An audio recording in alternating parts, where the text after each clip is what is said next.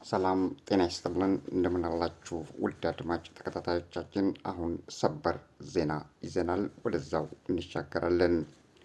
አውዳሚና ከባድ የተባለው የአሜሪካ የጦር ጀቶች በኢራን አየር ክልል ላይ ሲበሩ መስተዋላቸው ተነገረ።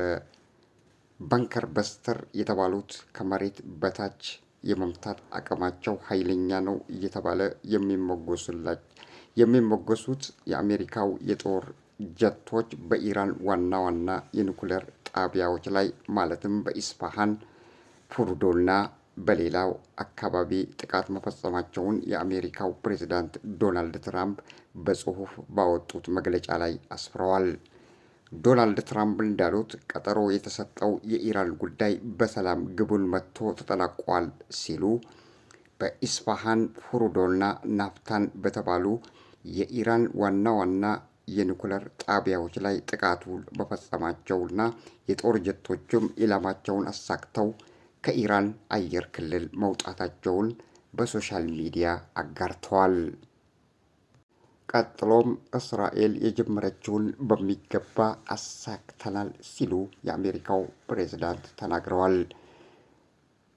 የአሜሪካው ፕሬዝዳንት ይህንን ካሉ በኋላ የእስራኤል የቀድሞ የመከላከያ ሚኒስቴር ዮአፍ ጋላንት ደግሞ አሜሪካ በሶስቱ የኢራን የኒኩሌር መስሪያ ቤቶች ላይ ያደረሰችው ጥቃት ለመላው የሰው ልጅ ተስፋ የሰጠና ድፍረት የተሞላበት ወኔ የተላበሰ ነው ሲሉ በኤክስ ላይ ባሰፈሩት ጽሑፋቸው ተናግረዋል። ፕሬዝዳንት ዶናልድ ትራምፕ ለአሜሪካ፣ ለእስራኤል እንዲሁም ለመላው የሰው ልጅ ደፋርና ወኔ የተላበሰ ውሳኔ ነው የወሰዱት ሲሉ አድንቋቸዋል። ዓለም አሁን የበለጠ ደህንነቷ የተጠበቀ ይሆናል ሲልም ተናግረዋል።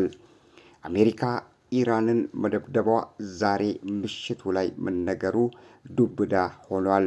ከተለያዩ አካባቢዎች የሚመጡ ዜናዎች አሜሪካ የጦር ጀቶቿ ኢራንን መደብደባቸውን በተለይ ፎርዶ፣ ናፍታን፣ ኢስፋሃንን ጨምሮ 3 የኒኩሌር ጣቢያዎችን መምታቷን አስታውቃለች። በየሶሻል ሚዲያውም እየተጋራ እንደሚገኝ ተነግረዋል። የአሜሪካው ቢ2 ቦምብ አውሮፕላኖች ዛሬ አመሻሹ ላይ ጥቅም ላይ መዋላቸውን ትራምፕ ተናግረዋል። ለሕዝቡ ንግግር ለማድረግም ፕሬዝዳንቱ ወደ 10 ሰዓት አካባቢ ለአሜሪካ ሕዝቦች አዳራሽ ላይ ንግግር እንደሚያደርጉ አስታውቀዋል።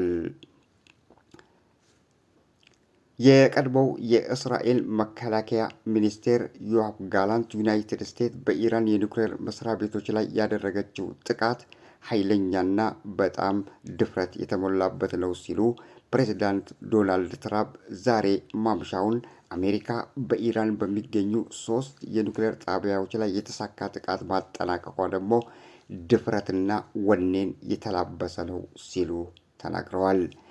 አንዳንድ የሕግ አውጪዎችና የተለያዩ አስተያየቶች ደግሞ ተደምጠዋል።